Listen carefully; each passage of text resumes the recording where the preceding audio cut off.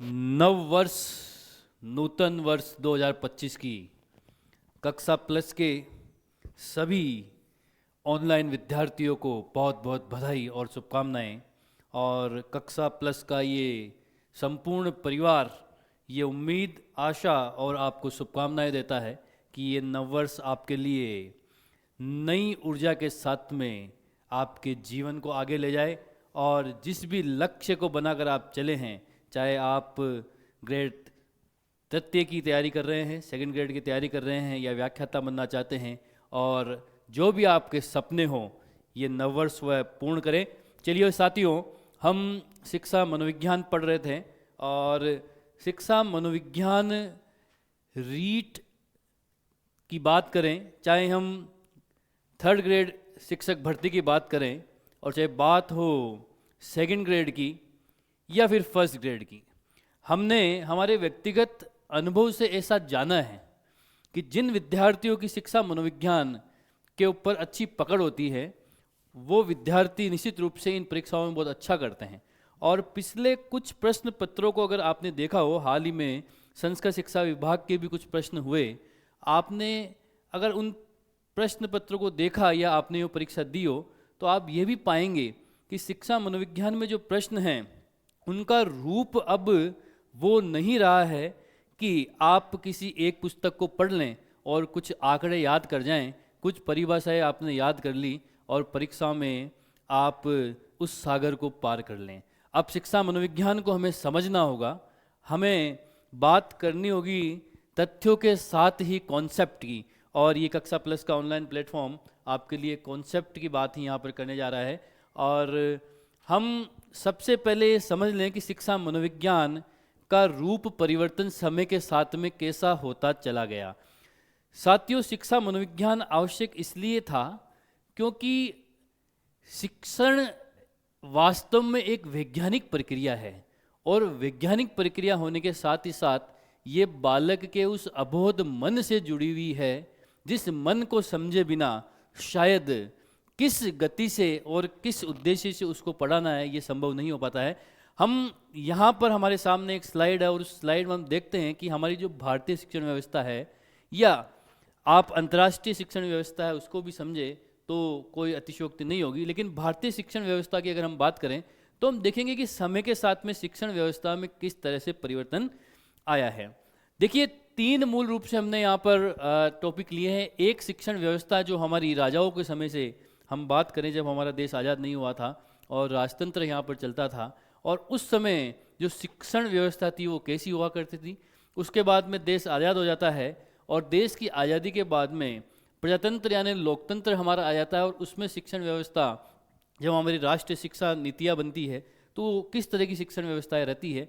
और शिक्षण जो नीतियाँ बनते बनते एनसीएफ 2005 आ जाता है, और वो एनसीएफ 2005 यानी नेशनल क्यूरिकुलम हमारा जो फ्रेमवर्क है वो जब 2005 आ जाएगा तो उसके दौरान हमारी शिक्षण की व्यवस्थाएं कैसे बदल गई। और अब तो हम 2020 को भी पढ़ने वाले हैं, लेकिन 2020 को समझने से पहले 2005 को समझना हमारे लिए नितांत आवश्यक हो जाता है। देखिए, शिक्षण व्यवस्था जब लोग राजतंत्र की व्यवस्थाएं हुआ करती थी उस समय शिक्षण व्यवस्था का जो प्रधान बिंदु हुआ करता था वह शिक्षक हुआ करता था, यानी टीचर हुआ करता था।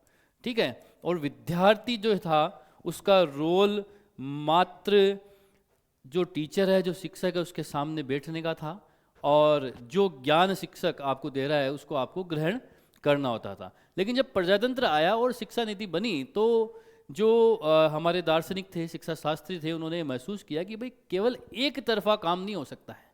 शिक्षण जो है वास्तव में क्या है, अंतः क्रिया है। क्या है? अंतः क्रिया।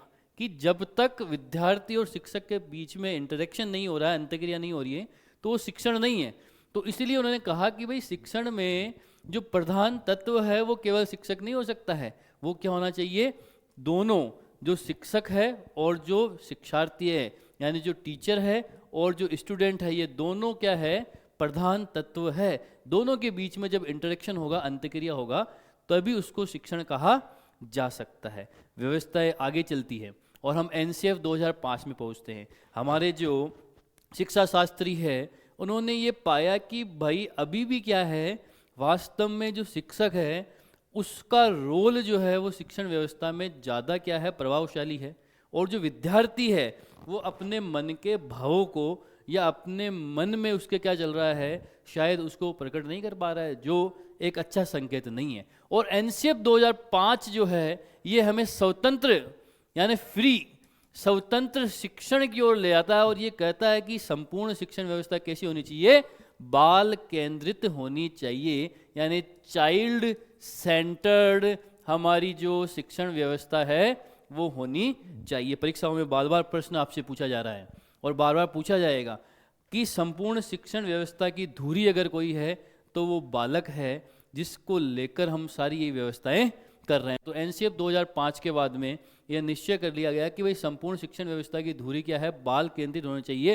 और जो शिक्षक है ये केवल सरलीकृत करता है, यानी ये क्या है, विद्यार्थी के लिए चीज़ों को सरल करने का प्रयास करता है और उसकी जितनी भी जटिलताएं हैं उनका समाधान करने का प्रयास करता है, वो उसको सपोर्ट करने का कार्य कर रहा है, गाइड करने का कार्य कर रहा है। बाकी संपूर्ण शिक्षण व्यवस्था की जो धुरी है वो बाल केंद्रित है। अब हमने अगर इन तीनों टर्म को समझ लिया तो आगे की जो चीज़ें हैं बड़ी आसानी से हमें समझ में आ जाती है कि जब राजतंत्र में जो शिक्षण व्यवस्थाएं थी, जब वहाँ पर शिक्षक डोमिनेट करता था तो ऐसी स्थिति में ये वन वे जो शिक्षण की व्यवस्थाएं हुआ करती थी, एक ध्रुवीय था। जैसे कि आज भी अगर आपसे कोई पूछे कि कौन सी ऐसी संस्थान हैं भारत में जो वन वे कमांड पर आधारित है, तो हमारी जो इंडियन आर्मी होती है, मिलिट्री होती है, सेनाएं होती हैं, वो सारी वन वे होती है। कहने का मतलब कमांड ऊपर से मिलता है, नीचे वालों को उसके ऊपर प्रश्न उठाने का कोई भी चांस या राइट नहीं है, उसको क्या करना पड़ता है, फॉलो करना पड़ता है। तो पहले जो शिक्षण हुआ करता था वो वन वे चलता था, शिक्षक पढ़ाता था, उसके अंदर बालक की कोई महत्वपूर्ण भूमिका नहीं होती थी। आगे चलिए, आप जब प्रजातंत्र की बात करेंगे तो ये टू वे है भाई, दोनों को हक है, टीचर और शिक्षार्थी दोनों एक दूसरे से संबंध स्थापित कर रहे हैं और अपनी अंतर्क्रिया के माध्यम से शिक्षण चल रहा है, जो लंबे समय तक इस शिक्षण व्यवस्था को अपनाया गया। लेकिन जैसे ही 2005 एनसीएफ आता है तो अब क्या स्थिति हो गई है, हम कहेंगे कि जो शिक्षण है वो कैसा है, त्रिध्रुवीय है, इसके 3 ध्रुव है। वो कौन कौन से, एक तो शिक्षक है, एक अधिगम करता है यानी जो लर्नर है, जो सीखने वाला है वो है, और तीसरा जो आपका पाठ्यक्रम यानी क्यूरिकुलम जो है उसको आपने ध्रुव माना है। 1, 2, 3 परीक्षाओं में प्रश्न पूछे जा रहे हैं कि वर्तमान में शिक्षण व्यवस्था के कितने ध्रुव है, तो हम याद रखें कि भाई त्रिध्रुवीय शिक्षण व्यवस्था चलती है। और उस समय में जो कक्षा थी उसका वातावरण कैसा हुआ करता था भाई, कक्षा का वातावरण कैसा होता था, और निश्चित रूप से जब वन वे स्थिति थी, शिक्षक जो था वो डोमिनेट करता था, तो ऐसी स्थिति में जो कक्षा होती थी, जो क्लास होती थी, उसका वातावरण शांत होता था और परतंत्र वाली स्थिति थी और तथ्यों को रटाने के ऊपर जोर दिया जाता था। आगे चलिए, जब हम बात करें प्रजातांत्रिक शिक्षण व्यवस्था की, तो प्रजातांत्रिक दोनों की स्थिति सक्रिय हुआ करती थी, दोनों सक्रिय रूप से शिक्षण व्यवस्था में भाग लेते थे। और आज आप जब एनसीएफ 2005 के बारे में बात करेंगे तो आप देखेंगे कि स्वतंत्र शिक्षण में स्वायत्तता, परियोजना और अन्वेषण का प्रयोग, परीक्षाओं में प्रश्न पूछे जा रहे हैं लगातार। कुछ समय पहले ही सीटेट की परीक्षा में प्रश्न पूछा गया था कि एक परिजन यानी पेरेंट्स विद्यालय में जाता है और देखता है कि एक टीचर कक्ष में बैठा है और विद्यार्थी कुछ ग्रुप बनाकर बैठे हैं और एक दूसरे से चर्चाएं कर रहे हैं और शिक्षक उनको टोक नहीं रहा है। तो इस स्थिति में पेरेंट को क्या करना चाहिए, क्या उसको शिक्षक को टोकना चाहिए, क्या उसे प्रिंसिपल को जाकर इसकी शिकायत करनी चाहिए, या चुपचाप वहाँ से आ जाना चाहिए। तो अगर आपने एनसीएफ 2005 पढ़ा है तो आप ये समझ पाएंगे कि अभी जो एजुकेशन है वो कैसी है, शिक्षण में स्वायत्तता है। एनसीएफ 2005 ये कहता है कि अगर बच्चा कहे कि मुझे पहले पीरियड में मैथ्स पढ़नी है तो उसे मैथ्स पढ़ाई जाए। अगर बच्चा कहता है कि मुझे कक्ष में नहीं पढ़ना है, मुझे पेड़ के नीचे बैठकर पढ़ना है, तो उसे पेड़ के नीचे बैठकर पढ़ाया जाए। अगर विद्यार्थी ये कहे कि नहीं आज हमारी मैथ्स पढ़ने की इच्छा नहीं है, हम चाहते हैं कि आज कोई कहानी सुनी जाए, तो उसे कहानी सुनाई जानी चाहिए। कहने का मतलब कि संपूर्ण शिक्षा का केंद्र कौन है, बालक। और अब जो शिक्षक है वो केवल क्या है, फैसिलिटेटर, सरलीकृत करता, यानी चीज़ों को सरल बनाने वाला। तो कक्षा का वातावरण कैसा होगा, निश्चित रूप से फ्री होगा, स्वतंत्र होगा और बच्चों को परियोजना के रूप में कार्य दिया जाएगा। शिक्षक क्या करेगा, कोई प्रोजेक्ट उन्हें देगा और उस प्रोजेक्ट पर ग्रुप बनाकर छोटे छोटे बच्चे के ग्रुप्स बनाए जाएंगे और बच्चे ग्रुप्स के माध्यम से उसका हल निकालने का प्रयास करेंगे। तो ये एक बेसिक कॉन्सेप्ट सबसे पहली इस स्लाइड में हमने यही जानने का प्रयास किया कि शिक्षण व्यवस्था दिन ब दिन कैसे बदलती चली जा रही है। और जब आप अब NCF 2000 हमारी जो नई जो शिक्षा नीति 2020 आई उसको जब आप पढ़ेंगे तो आप देखेंगे बहुत सारी चीज़ों में और परिवर्तन आया है और आपका जो लेटेस्ट सिलेबस है उसके अंदर उसको वेटेज भी दिया गया है। मेरा ये मानना है कि जब शिक्षा शास्त्र की हम बात करते हैं, शिक्षा मनोविज्ञान की बात करते हैं, तो सबसे महत्वपूर्ण है कुछ ऐसे टर्म जिनको समझना हमारे लिए नितांत आवश्यक हो जाता है। अगर उन टर्म को हम नहीं समझ पाए तो हमारे लिए प्रश्न को समझना भी मुश्किल हो जाता है और उसका हल करना भी मुश्किल हो जाता है। देखिए छात्रों, विद्यार्थियों, यहाँ पर शिक्षा, शिक्षण और अधिगम तीन चीज़ें दी गई है। शिक्षा से हमारा तात्पर्य क्या होता है, एजुकेशन, ठीक है, और शिक्षण हमारे लिए है टीचिंग, ठीक है, और अधिगम यानी लर्निंग। तीन चीज़ें हम यहाँ पर देख रहे हैं, ये क्या होती है ये समझना भी हमारे लिए उतना ही आवश्यक है। देखिए शिक्षा अपने अंदर बहुत सारी चीज़ें लेकर चलता है। आप समझने का प्रयास करें कि जो शिक्षा है वो एक बहुत ही बड़ा पहलू है। वो किस तरह से बड़ा है? जब हम बात करते हैं कि शिक्षण की, तो शिक्षण एक सह उद्देश्य प्रक्रिया है। और शिक्षण का उद्देश्य क्या है? शिक्षण का उद्देश्य है बालक के तीन ऐसे पहलू। शिक्षण का उद्देश्य है बालक के तीन ऐसे पहलू जिससे बालक का विकास होता है। आपको जो एक पर्सनैलिटी दिखती है, एक जो व्यक्तित्व दिखता है, उसके अंदर तीन पहलू होते हैं। और ये तीन जो टर्म हैं, जब तक आप मनोविज्ञान पढ़ेंगे ये आपका पीछा नहीं छोड़ेंगे। और करीब करीब जब आप परीक्षा देने जाएंगे तो आप पाएंगे कि अगर 20 प्रश्न शिक्षा मनोविज्ञान से पूछे जाते हैं तो इन तीन शब्दों से लगभग 10 प्रश्न वहाँ पर आपको देखने को मिलने वाले होंगे। पहला शब्द है संज्ञानात्मक, दूसरा है भावनात्मक और तीसरा है क्रियात्मक। तीन शब्द है। संपूर्ण शिक्षा मनोविज्ञान इन तीनों शब्दों के इर्द गिर्द घूमता है सब। संज्ञानात्मक से हमारा क्या तात्पर्य, पहले आप समझ लें। संज्ञानात्मक कहें या बोधात्मक कहें या कॉग्निटिव कहें, इससे हमारा क्या तात्पर्य है? संज्ञान, संज्ञान शब्द ज्ञान से बना है कि बालक जो है उसका जो विकास है उसका एक पक्ष होता है संज्ञान यानी उसका ज्ञान। और ज्ञान का संबंध किससे होता है? उसने जो ग्रहण किया है, मानसिक रूप से उसका कैसा विकास हो रहा है, उसने क्या क्या सीखा है, उसका बौद्धिक जो पक्ष है, उसकी बुद्धि जो है, उसका विकास कितना हो पाया है। इसको हम क्या बोलते हैं? उसका संज्ञानात्मक विकास होना, उसके संज्ञान का विकास होना, उसका कॉग्निटिव विकास होना, उसका ज्ञान कितना बढ़ रहा है। पहला पक्ष किसी भी बालक के विकास का ये होता है। दूसरा जो उसका महत्वपूर्ण पक्ष है वह उसका भावात्मक या भावनात्मक या संवेगात्मक। हमने इसको यहाँ पर भावनात्मक कहा है, आप इसको संवेगात्मक भी कह सकते हैं या इसको आप भावात्मक भी कह सकते हैं या इसको आप इमोशनल भी कह सकते हैं। किसी भी बालक के विकास का दूसरा महत्वपूर्ण पहलू अगर कुछ है तो वो क्या है? उसका भावनात्मक विकास। कि केवल संज्ञानात्मक विकास, केवल ज्ञान का विकास होने से व्यक्तित्व का विकास नहीं हो जाता है। वो संवेग जो है, जो कुछ संवेग वो अपने जन्म से लेकर आया है, कुछ उम्र के साथ साथ जो उसके विकसित हो रहे हैं, उन संवेगों का विकास कैसा हुआ है, क्या वह एक जिम्मेदार नागरिक बनने के योग्य है या नहीं है, उसके भाव संवेग कैसे हैं, ये उसके विकास का दूसरा पक्ष है। और तीसरा जो महत्वपूर्ण पक्ष उस बालक के विकास का है उसे हम क्या बोलते हैं? क्रियात्मक पक्ष। क्रियात्मक पक्ष का संबंध किससे है बेटा? क्रिया से, यानी उसकी जो मोटर यानी उसके द्वारा की जाने वाली क्रियाएं।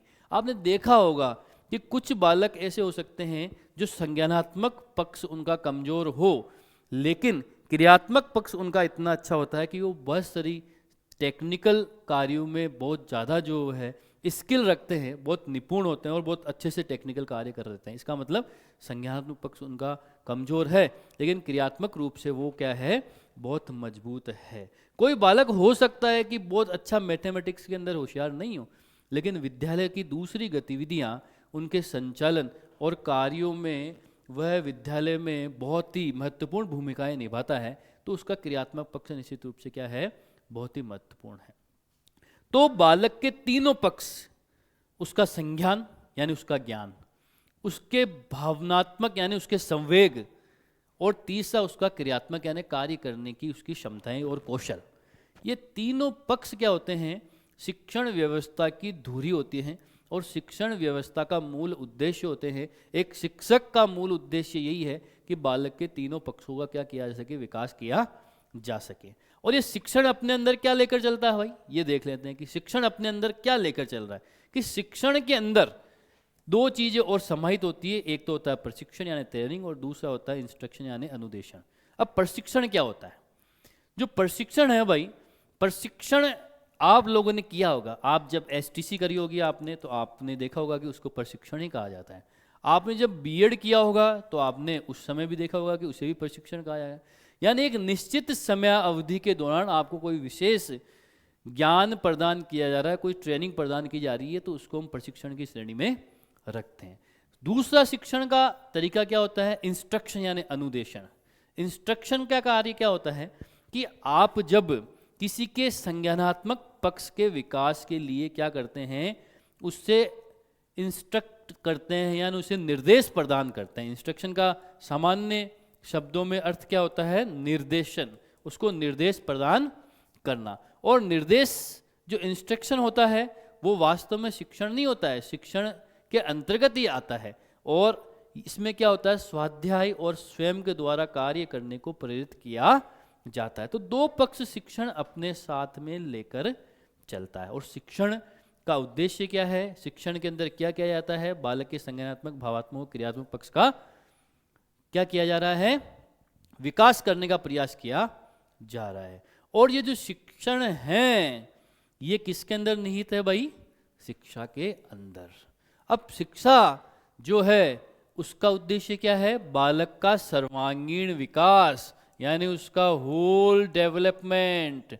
अब आप कहेंगे कि सर जब उसका संज्ञानात्मक, भावनात्मक, क्रियात्मक विकास हो गया तो अब और क्या बचा सर्वांगीण विकास में, तो अभी भी बहुत सारी चीज़ें हैं। उसका सामाजिक विकास कैसा होने वाला है, उसका नैतिक विकास कैसे होने वाला है, और व्यावसायिक उसका जो विकास है वो कैसे होने वाला है। तो शिक्षा अपने अंदर बहुत सारी चीज़ें लेकर चलती है कि राष्ट्र के प्रति वो कितना समर्पित है, राष्ट्र निर्माण में उसका क्या योगदान। क्योंकि किसी भी शिक्षण और शिक्षा व्यवस्था का अगर मूल उद्देश्य आप देखें, अगर आपने कोई किताब उठाकर देखी हो और उसके अंदर आपने पढ़ा हो कि भाई इस शिक्षण और शिक्षा व्यवस्था का उद्देश्य क्या है, तो शिक्षा व्यवस्था का संपूर्ण उद्देश्य यही होता है कि राष्ट्र के लिए योग्य नागरिकों का निर्माण करना। शिक्षा व्यवस्था का उद्देश्य केवल एक व्यवसाय को प्राप्त करना नहीं होता है, व्यवसाय प्राप्त करना केवल उसके महत्वपूर्ण उद्देश्य में से एक उद्देश्य मात्र है।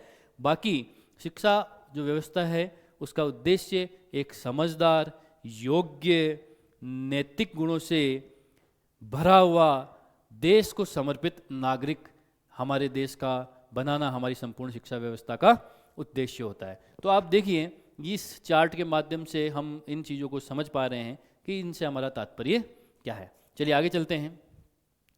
आगे देखिए बेटा, ये एक छोटा सा चार्ट और बनाया है मैंने।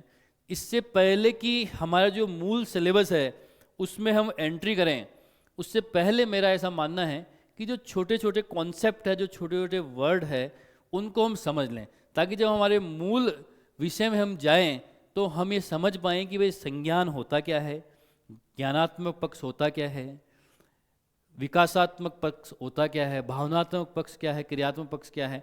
तो ये सारी छोटी छोटी चीज़ें, अवबोध, हमारा विश्लेषण, संश्लेषण, संज्ञान, अवबोध, ये शब्द ऐसे हैं जो मनोविज्ञान में बार बार काम में लिए जाते हैं। जब तक इन शब्दों का वास्तविक अर्थ और मनोविज्ञान में जो उपयोग है उसको हम नहीं समझ पाते हैं, हमारे लिए विषय थोड़ा सा जटिल बनता है। लेकिन आप जब देखेंगे कि इन शब्दों को अगर हमने अच्छे से समझ लिया, इन शब्दों के पीछे के ज्ञान विज्ञान को अगर समझ लिया, तो आप देखेंगे कि मनोविज्ञान भी हमारे लिए सरल बनता चला जाता है। देखिए, एक ये छोटा सा टॉपिक है, परीक्षाओं में भी बहुत बार इससे प्रश्न पूछे जाते हैं कि देखिए हमारी जो स्मृति है उसके भी अपने स्तर होते हैं, और उन स्मृति के स्तरों के आधार पर ही जो मनोवैज्ञानिक है, जो शिक्षा शास्त्री है, वो क्या करते हैं, अपने जो हमारा क्यूरिकुलम है, हमारा जो सिलेबस है, उसका निर्माण करते हैं।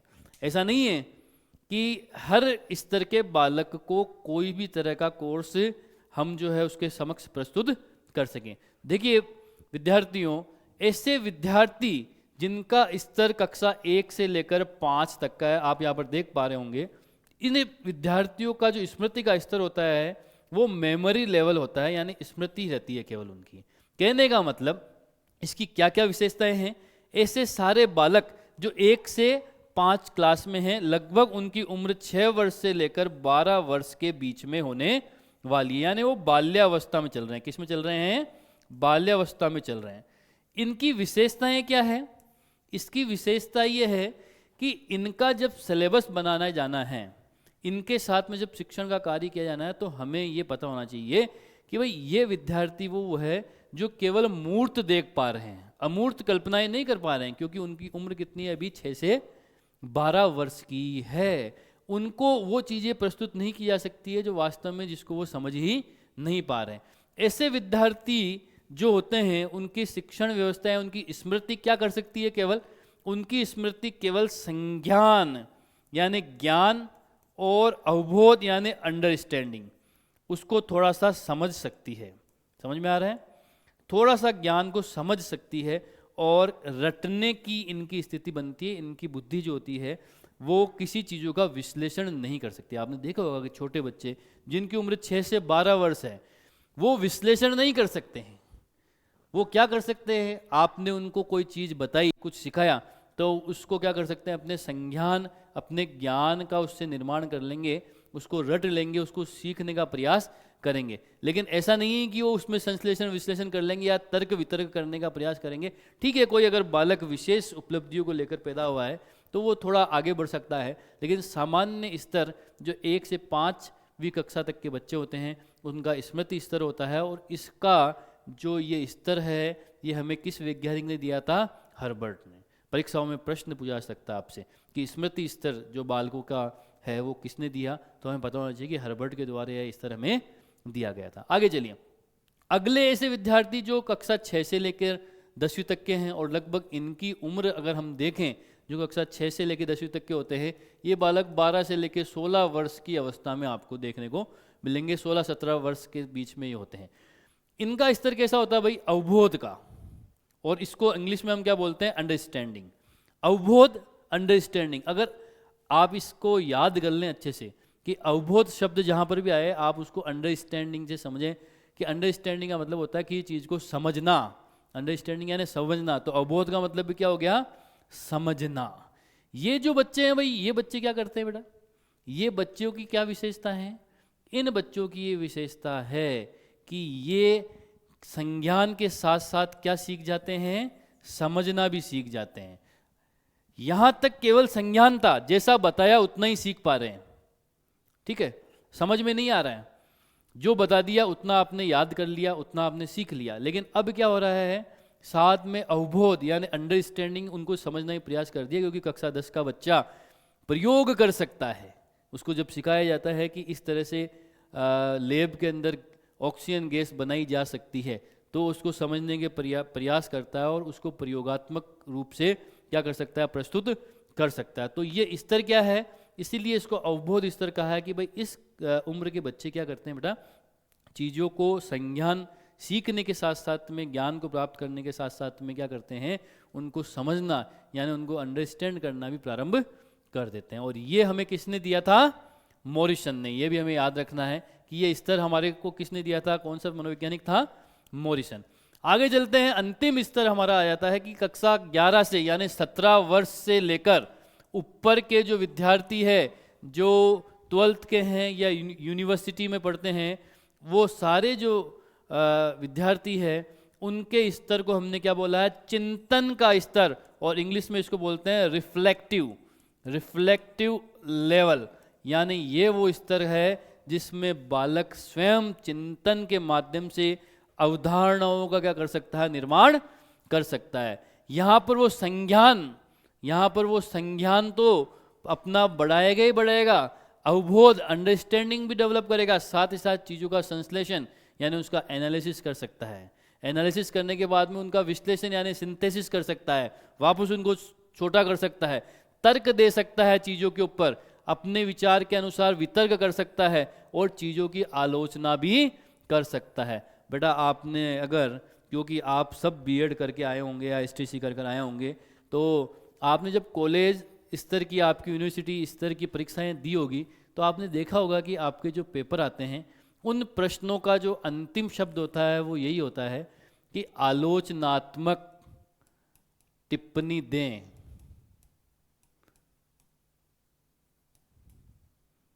है ना? आपके प्रश्नों का स्तर क्या है? विवेचना करें, आलोचनात्मक टिप्पणी दें, ये संगत है या नहीं, विश्लेषण करें। ये क्यों पूछा जा रहा है आपसे? इस तरह के प्रश्न क्यों पूछे जा रहे हैं? इसका मतलब ये है कि वो एग्जामिनर जब इवेल्यूएशन कर रहा है तो उसको ये पता है कि ये बच्चा किस स्तर का है, चिंतन स्तर का।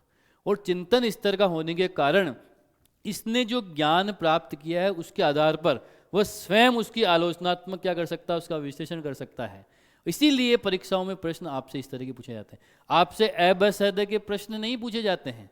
जब आप बड़ी बड़ी परीक्षाएं देने जाएंगे, आप आरएस का एग्जाम देंगे, आईएएस का एग्जाम देंगे, या यूनिवर्सिटी में जब आप एमए करते हैं, आप बीए करते हैं, तो ठीक है कुछ लेवल तक आपसे ऑब्जेक्टिव टाइप प्रश्न भी पूछे जाने लगे हैं।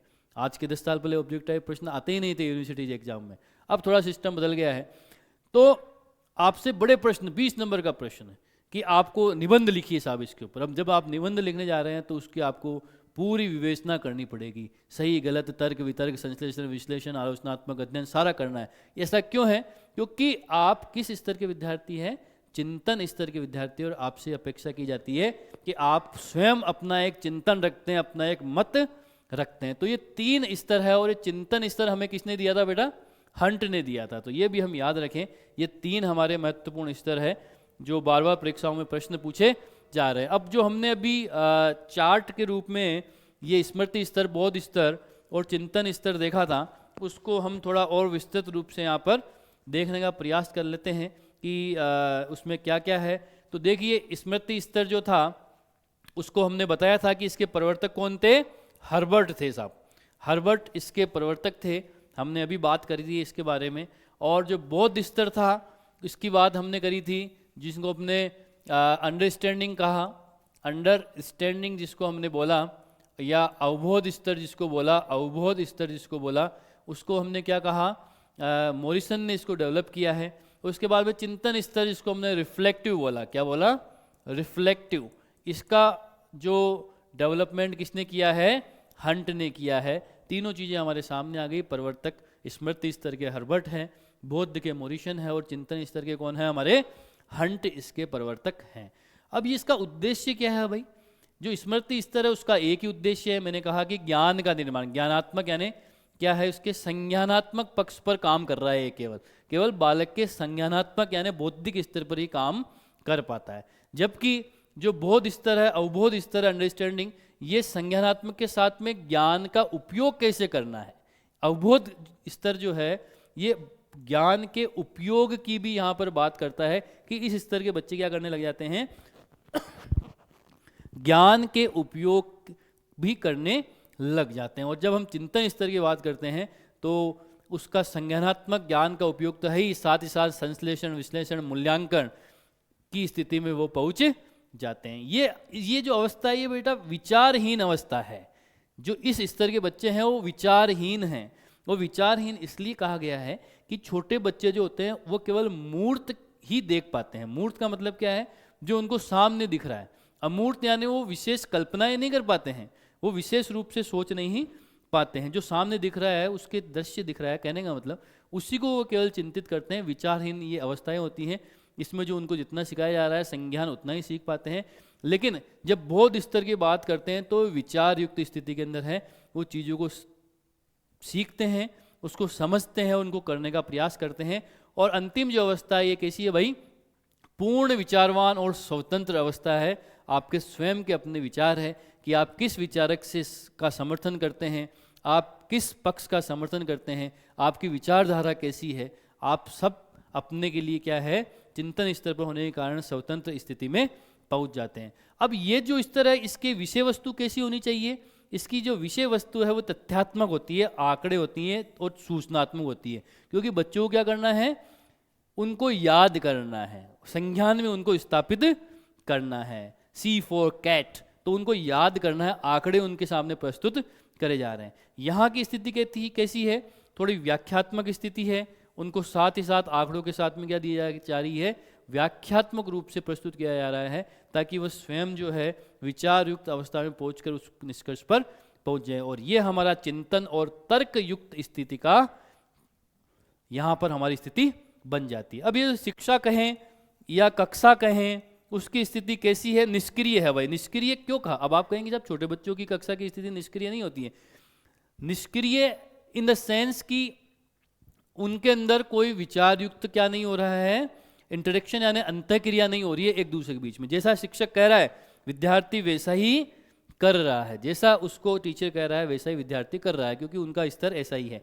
और यहाँ पर क्या है, खोज और कारण करने का प्रयास किया जा रहा है। निश्चित रूप से जो 10वीं के बच्चे होते हैं, 9th 10th के बच्चे होते हैं, खोज और कारण आप किताबों के पीछे भी देखेंगे तो उनमें प्रश्न भी इसी तरह के दिए जाते हैं कि आपने जो पाठ पढ़ा इसके आधार पर आप ऐसा करिए, या आप क्या लैब के अंदर ऐसा कर सकते हैं, क्या इसको प्रूव कर सकते हैं या नहीं कर सकते हैं। तो कारण जानने का प्रयास इस तरह के प्रिय जो बच्चे हैं वो करते हैं। और जो चिंतन स्तर के जो विद्यार्थी होते हैं, उनकी कक्षा और शिक्षा की जो स्थिति होती है विवादास्पद होती है। क्यों होती है? क्योंकि हमने कहा कि ये बच्चे जो होते हैं वो विचारवान होते हैं, स्वयं अपने चिंतन को स्वतंत्र रखते हैं, स्वयं अपने विचार रखते हैं। और ऐसी स्थिति में कक्षा में अगर 25 बच्चे हैं तो हो सकता है कि एक ही पहलू पर उन सब के विचार अलग अलग हो, और जब अलग अलग होंगे तो कक्षा का वातावरण कैसा होने वाला है, विवादास्पद स्थिति को लेकर चलने वाला है। तो आज की इन स्लाइड्स के माध्यम से हमने जानने का ये प्रयास किया